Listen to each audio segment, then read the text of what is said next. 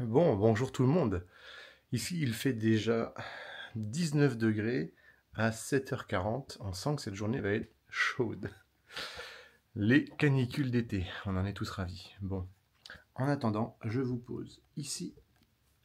Donc, on est en direct de la salle de brief, aussi salle de réunion client hein, quand on en reçoit. Et ce matin, pendant que j'étais en train de faire le tour des locaux pour faire mon petit ménage du lundi matin, bah, je pensais aux finances et je me disais, tiens, pourquoi pas une petite vidéo sur les finances lorsqu'on pilote une structure. C'est toujours intéressant. Quelques conseils, parce qu'il en existe beaucoup, beaucoup, beaucoup, et bien sûr, ce ne sont que des conseils. Je vais vous les sortir en vrac. En vrai, il n'y en a pas tant que ça. Et je vous propose d'attaquer tout de suite par des choses dont on ne parle pas très souvent, comme par exemple le découvert autorisé.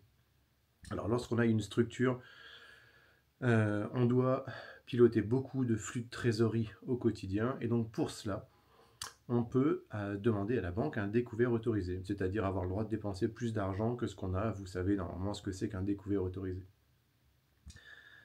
Un mauvais réflexe, je trouve, c'est d'aller chercher le découvert le plus grand possible, par exemple 10 000 euros, qui est une somme assez symbolique sur une structure qui, on va pas dire qui démarre, mais en tout cas qui peut avoir pas mal de flux. Eh bien, mon avis là-dessus, c'est que sur les premières structures que j'ai ouvertes, j'avais cherché comme ça à avoir des découverts assez importants.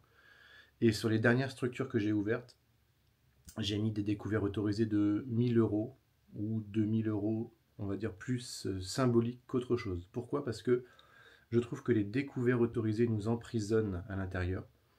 C'est difficile d'en sortir, c'est-à-dire que en grande majorité, quand on commence à les utiliser, la, le seuil acceptable à partir duquel on n'a plus d'argent, ce n'est pas zéro, c'est notre découvert autorisé. Et donc tant qu'on peut piocher dedans, alors je ne vous parle pas de faire des dépenses stupides bien sûr et inutiles, mais tant qu'on peut piocher dedans, on peut être tenté de se dire qu'on a encore de la trésorerie, qu'on peut encore faire des actions. Moi je vous recommanderais de prendre un découvert autorisé uniquement si vous en avez vraiment besoin, et grand maximum 1000 ou 2000 euros, histoire symboliquement encore une fois de vous sauver les fesses, si on peut le dire comme ça. Mais cherchez en fait plutôt, et ça c'est le deuxième conseil, à avoir de la trésorerie d'avance. Faites vraiment du management au niveau de votre trésorerie. Débrouillez-vous pour avoir 3 mois de trésorerie de fonctionnement. Vous savez, le fameux BFR, j'ai fait une vidéo là-dessus, sur de quoi est-ce qu'on a besoin pour survivre pendant un mois dans sa structure, de quelle somme, et donc cette somme multipliée par 3, et là vous avez la trésorerie idéale. Si vous arrivez à faire ça, vous avez tout compris et vous avez tout gagné. Ça veut aussi dire théoriquement que vous devriez plus tard faire beaucoup de bénéfices et avoir une structure très rentable. Un autre conseil que je pourrais vous donner au niveau de la carte bancaire, si vous êtes carte bancaire, moi par exemple j'ai 9 sociétés, donc j'ai minimum 9 cartes bancaires sur moi, plus les personnels et les autres comptes.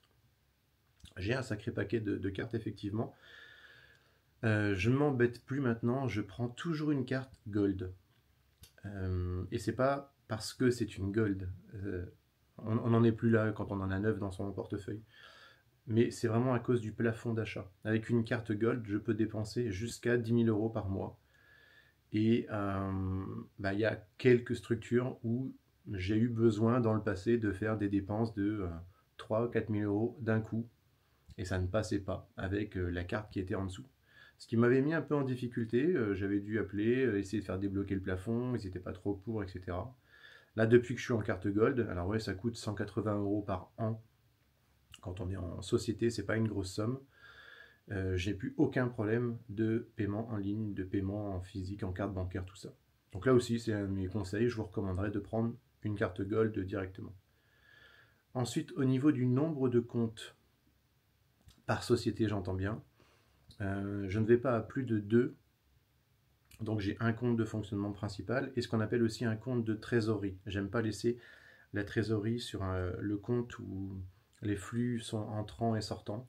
J'aime bien et c'est très psychologique, mais ça m'aide à avoir un compte à côté dans lequel je peux mettre de la trésorerie.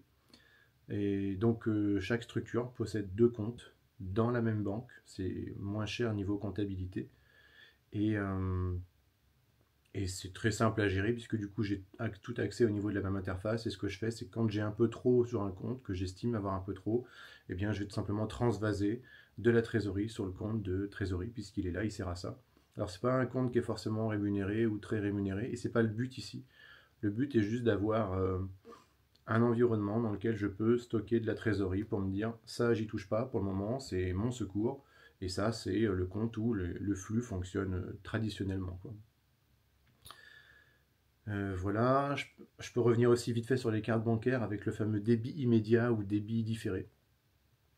J'étais très débit immédiat au tout début. La banque m'a poussé à prendre du débit différé. Et aujourd'hui, je ne prends plus que du débit différé. Donc ça veut dire quoi? Ça veut dire que tous les achats que je fais sur un mois, ils ne sont débités du compte que à la fin du mois. Alors ouais, quand on se le dit comme ça, surtout je vous ai dit tout à l'heure que je peux dépenser plusieurs milliers d'euros par mois, à la fin du mois, je peux me retrouver vite avec des encours comme 10 ou 15 000 euros qui vont venir être pris tout de suite sur les comptes. Il faut les avoir. Forcément, on ne dépense pas d'argent qu'on n'a pas. Ce que j'aime bien dans le débit différé, c'est cette souplesse que va vous offrir la carte si vous savez l'utiliser. Par exemple, dépenser de l'argent pour faire un achat pour une prestation, facturer et savoir que le client fait partie de ceux qui vous payent très très vite et donc vont vous payer avant même que le débit de votre carte ait été pris. Et du coup, vous n'avez pas eu besoin de sortir de votre propre trésorerie. Ça, c'est plutôt astucieux. Et d'autres cas de figure, vous auriez un besoin urgent et pas assez de trésorerie, mais vous savez que l'argent va arriver. Et bien encore une fois, là, vous pouvez effectivement fonctionner comme ça. Est-ce que j'ai fait le tour de mes quelques petits conseils financiers? Vous voyez, on en fait vite le tour, hein, mais déjà tout ça, c'est avoir une bonne gestion de trésorerie. C'est l'un des trois critères les plus importants quand on fait de la gestion de société. On pilote correctement sa trésorerie. C'est le truc dès le début qu'on fait assez souvent mal. Et une fois qu'on est empêtré dans tout un tas de choses qui ne vont pas, on se dit tiens, ce serait bien que j'ai une bonne trésorerie. Et c'est beaucoup plus compliqué à remonter. Donc si vous êtes en train de démarrer votre structure, s'il vous plaît, faites attention à votre trésorerie et laissez de l'argent de côté le plus possible parce que c'est comme ça que vos boîtes, votre structure pour commencer, elle va tenir dans le temps et que vous n'aurez pas de surprise, vous n'aurez pas de soucis avec les différentes taxes qui vont se soumettre à vous ou surprises à payer, etc. Voilà, sur ce, il est temps que j'aille travailler, donc petit café et à plus.